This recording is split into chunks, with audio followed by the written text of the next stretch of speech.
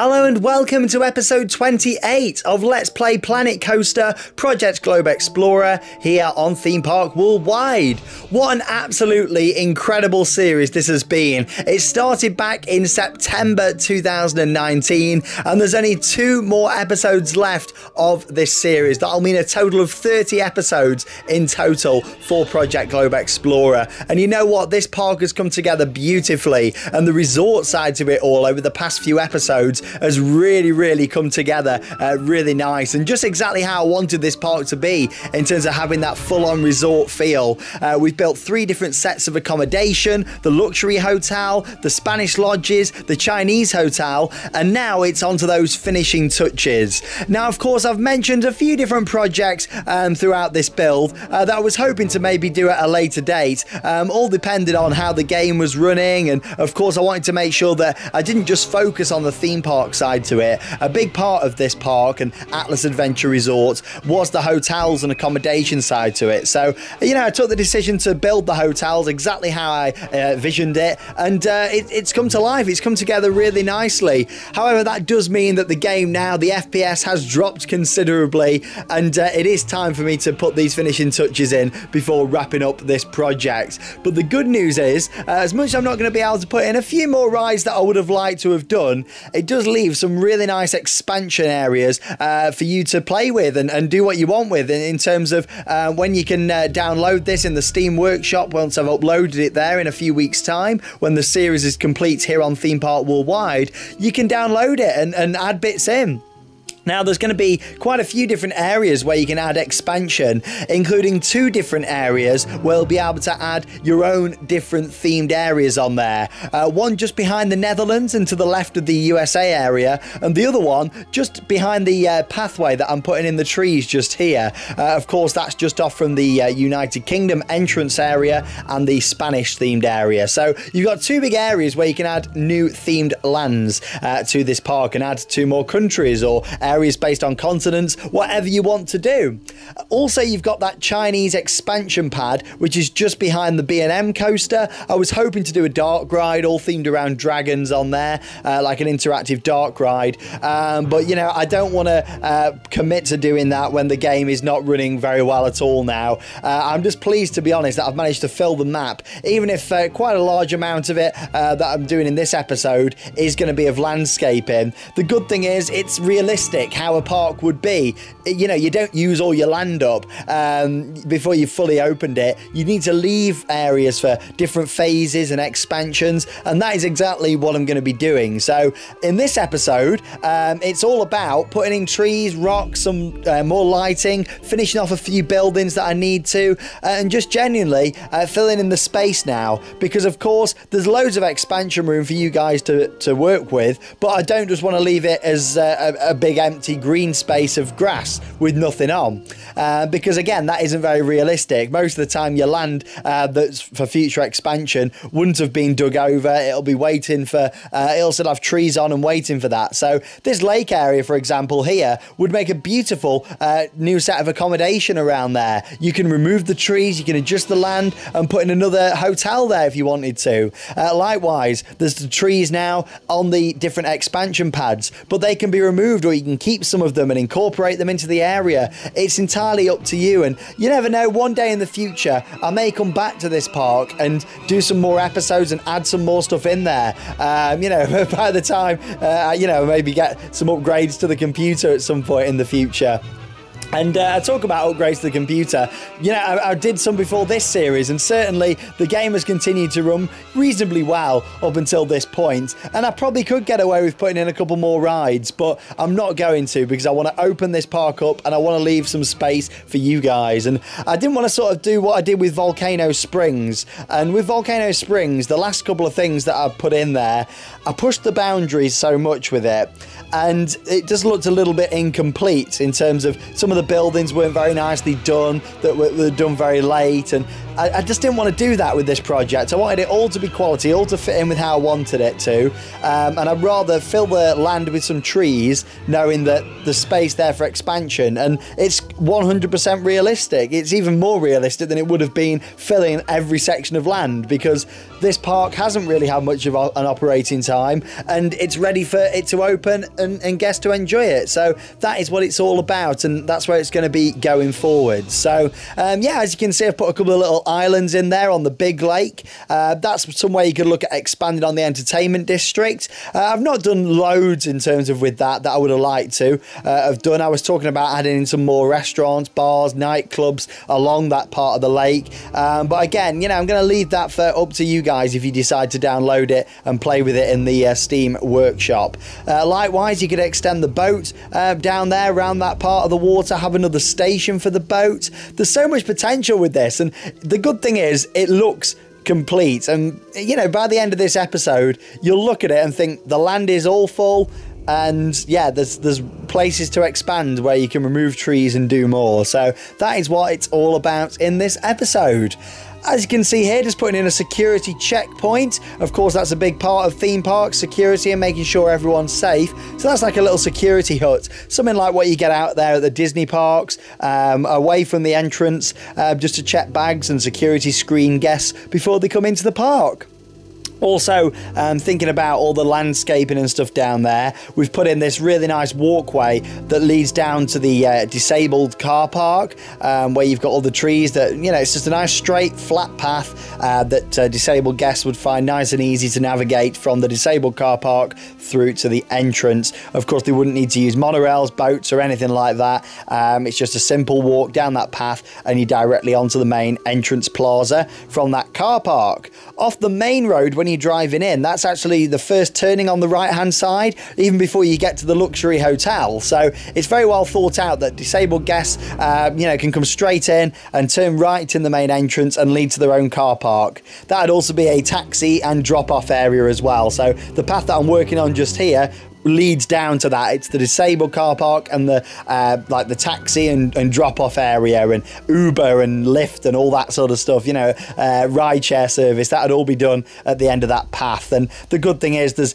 plenty of room for expansion off that path in terms of adding another hotel, another creation on there. You know, another hotel would be perfect coming off that. But I thought, yeah, it looks really nice with the trees, very streamlined down there, you know, and it's not too much either on the you know, on affecting the running of the game for this last portion of it.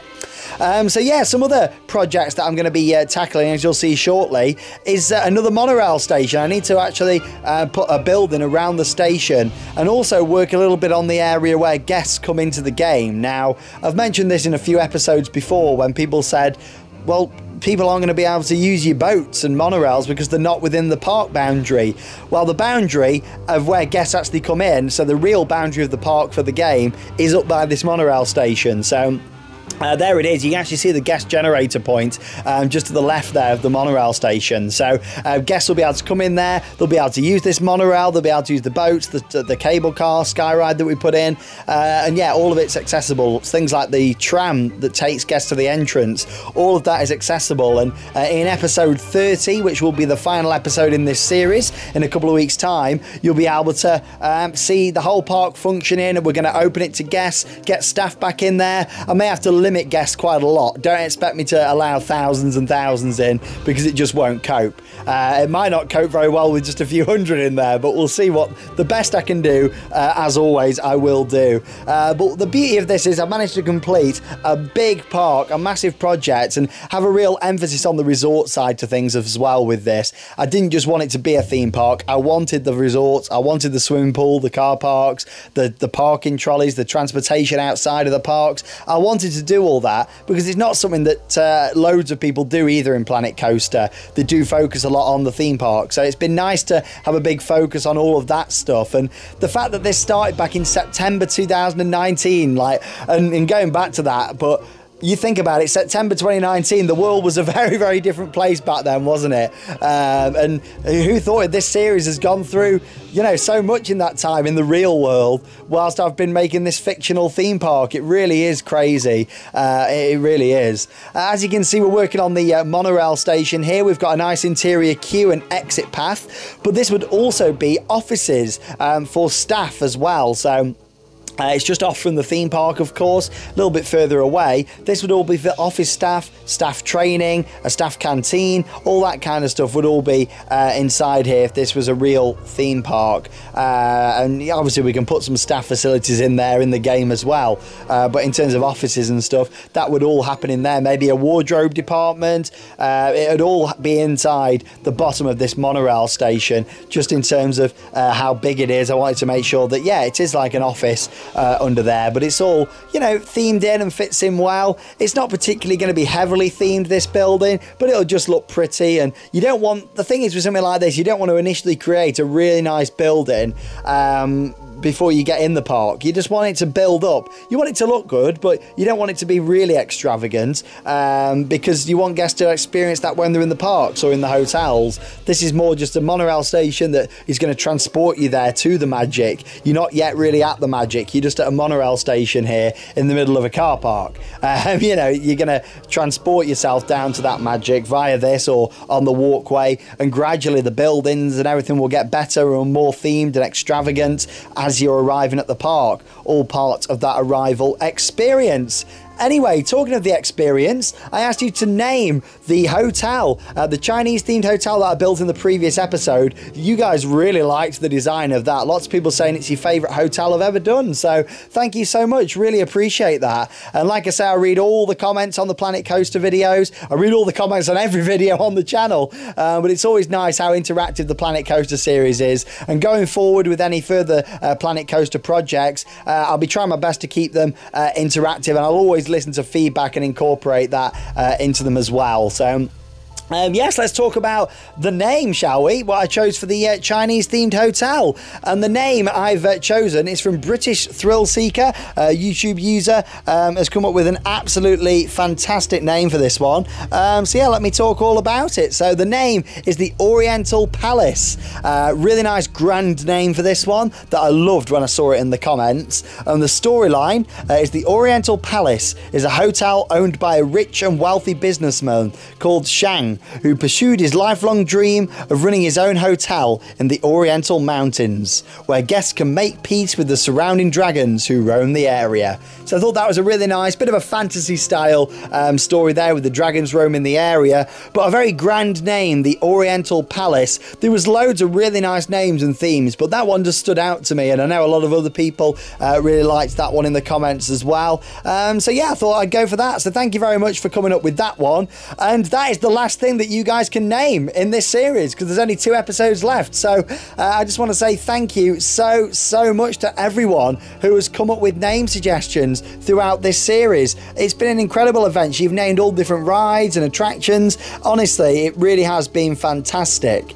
Now you might be thinking, if this is my last stuff that I'm building, what's coming up in the next couple of episodes? So the next episode, number 29, I'm going to be working on the opening show, which will be a fireworks show at the park. So it's going to be like an opening show for when we open it, and also putting the fireworks show together. However, due to how the game is running here, my intention is to actually build the fireworks show on another map and then copy that as a blueprint and then bring it into this park. So I'm going to design the fireworks show to be on the lake, and I'm going to put all the markers out, and then I'll put that on a blank map so I can use it a lot better whilst I build it in the next episode, and then I'm going to be incorporating it back into this and putting it in place on the lake. So yes, going to be working on a fireworks show in episode 29, and then episode 30, getting guests inside, opening the park, getting people in there, and then of course after that, a few days later, the park will be yours on the Steam Workshop to do what you want with. You can remove rides, you can add stuff in, you can keep it just the same and operate it, or you can follow what I would like to do really, and that is add more area, 2 more areas and another hotel in there to complete the space fully. And then you could start thinking, right, we need more expansion place. Why don't we put in a multi-story car park instead so we can extend the park out to the left more? All that sort of stuff that happens in real theme parks, what you could do with this. And honestly, like with Planet Coaster, you can just do so much and play along with it how you want to. But I'm so proud of this project. It's by far my favourite part that I've done, especially now that I've seen it with all the land full up, and we've done this monorail station. The guest spawn point is all sorted. Yeah, it's just come together really nicely, especially the past few episodes. There was still a lot of empty land up until maybe 3 episodes back. Where all the resort area was going to be, and I was worrying, thinking, am I going to be able, is my computer going to be able to cope running it, you know, and putting this resort area in? But I'm lucky that it has managed to cope. I've managed to get to this point. All I've got to do now is open it up again. So I'll be limiting the guests. However, that's going to be pretty similar to what's happening at real theme parks, isn't it, at the moment, and limitations on the amount of guests going into them, and all that sort of stuff. So quite fitting, really, with the times, having just a limited amount of guests coming into the park. As you can see, more landscaping going in, trees, bushes, rocks, all of that sort of stuff, just to make the landscaping look that little bit better. We've got the area around the tram section there, putting all these bushes and shrubbery in. Going to do some water fountains shortly as well in there. It's all just them little finishing touches that I wish that I'd done with my first ever Planet Coaster project, really, back in 2016. But you learn things, don't you? You make mistakes. I look at some of the stuff I built towards the end of the series there, and the quality of it was very, very poor compared to some of the other stuff that I built previously. I didn't want to do that with this. I wanted to finish it off to the highest standard I could, but any blank areas, fill them in with trees, and that's future expansion area for you guys to do what you want with. And or you could just leave it and operate the park. It's entirely up to you. And of course, there's still be a lot of you watching this that won't be downloading the park. You know, you'll have watched the series and you'll be waiting to see what's coming next from me in terms of what I'm going to build. And as I mentioned in the previous episode, I don't plan on building another big park like this for the foreseeable future. I plan on working on some more smaller projects, possibly a couple of smaller parks next. And then also I'm going to be doing some individual ride projects as well. So I may just build a haunted house dark ride, for example, and that will be its own video all about it. And I'll show the building process and the finished results and putting that together. So that's what I'm looking at doing next, some more smaller and even more heavily detailed projects. That's what you can expect from me moving forward. The mega parks, I kind of feel like I've covered a lot of them now with the different parks that I've built in this series and previous series. I feel like I've covered that now. I don't want to start work on another mega park. I want to do some more heavily detailed, smaller projects going forward, some smaller parks, some individual rides, and maybe even shows going forward, and look more at that. Some more themed accommodation as well. You know, it won't have a theme park with it, but just some accommodation. That's my plan going forward with Planet Coaster on Theme Park Worldwide. And who knows, we might get some more DLC announced. We might get Planet Coaster 2, and then of course that would change depending on what gets announced. But the good thing is Planet Coaster is coming out on a console edition, which will be fantastic. I know a lot of people are looking forward to that. Possibly that's why we've not seen any DLCs and stuff for a very long time now in this game. They've been focusing a lot on that, and I imagine a lot of work is going into it. But yeah, I really look forward to seeing what the future is for Planet Coaster in general, because I'd love to see some new stuff, or Planet Coaster 2, and you know, look at how it runs and that sort of thing, and really think about it. So who knows what the future is, but I know what the future is for this park. It's very, very bright, because look at that, the land is now all full. I'm going to work on a fireworks show next, and then we're going to get the park open. But thank you very much for watching episode 28 of Let's Play Planet Coaster, and I'll see you in the next episode. That means it's time to cue those credits. See you later.